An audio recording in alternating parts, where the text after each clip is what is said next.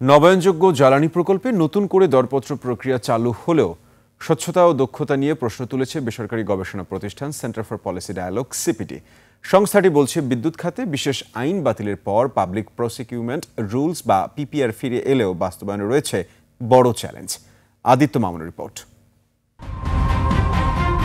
2024 সালের 28 নভেম্বর বাতিল হয় বিদ্যুৎ ও জ্বালানি দ্রুত সরবরাহ বিষয়ক বিশেষ আইন। এরপর অন্তর্বর্তী সরকার 5500 মেগাওয়াটের জন্য 55টি সৌর বিদ্যুৎ প্রকল্পের টেন্ডার আহ্বান করে। 55টি প্যাকেজের মধ্যে 22টিতে মাত্র একটি করে দরপত্র জমা পড়ে, আর 13টি প্যাকেজে কোনো বিডিংই হয়নি। এসব নিয়েই রাজধানীতে সিপিডির এই আয়োজন।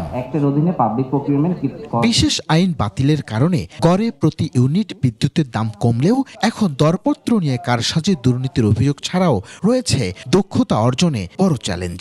স্বচ্ছতা এবং জবাবদিহিতার জায়গায় আগের সিস্টেম, যেটা আমাদের ইন্ডেমনিটি অ্যাক্ট যেটা ছিল, তার থেকে এটাকে ইমপ্রুভ বলছে। দক্ষতার জায়গায় তারা মনে করছেন যে এটা আগের সিস্টেমের চেয়েও পিছিয়ে। টেন্ডার প্রসেসের দুর্বলতাগুলোকেও দ্রুত সংশোধন প্রয়োজন। খাত সংশ্লিষ্টরা বলছেন, প্রতি মেগাওয়াটের জন্য 1.5 কোটি টাকার বেশি ওয়ার্কিং ক্যাপিটাল দেখাতে হয়, যা বেশিরভাগ স্থানীয় প্রতিষ্ঠানের পক্ষেই কঠিন। তার উপর বাড়ছে জমির দাম। প্রত্যেক প্রজেক্টের কস্টই ডিফারেন্ট। কেন?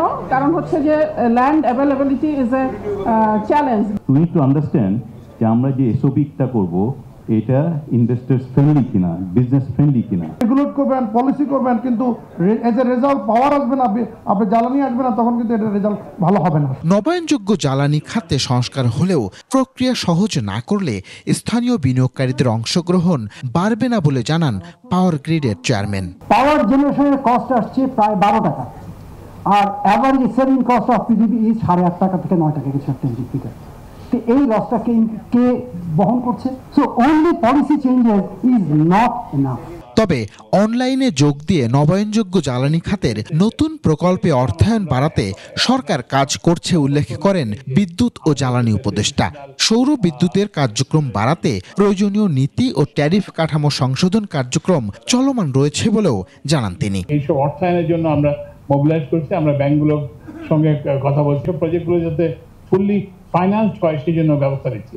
নবায়নযোগ্য জ্বালানির সাম্প্রতিক ক্রয় সংক্রান্ত দক্ষতার উন্নয়নে পিপিএ ও পিপিআর এর আলোকে বিদ্যুৎ খাতের জন্য আলাদা নীতিমালা তৈরির পরামর্শ ছাড়াও টেন্ডার প্রক্রিয়া সংশোধনের তাগিদ দিয়েছে সিপিডি।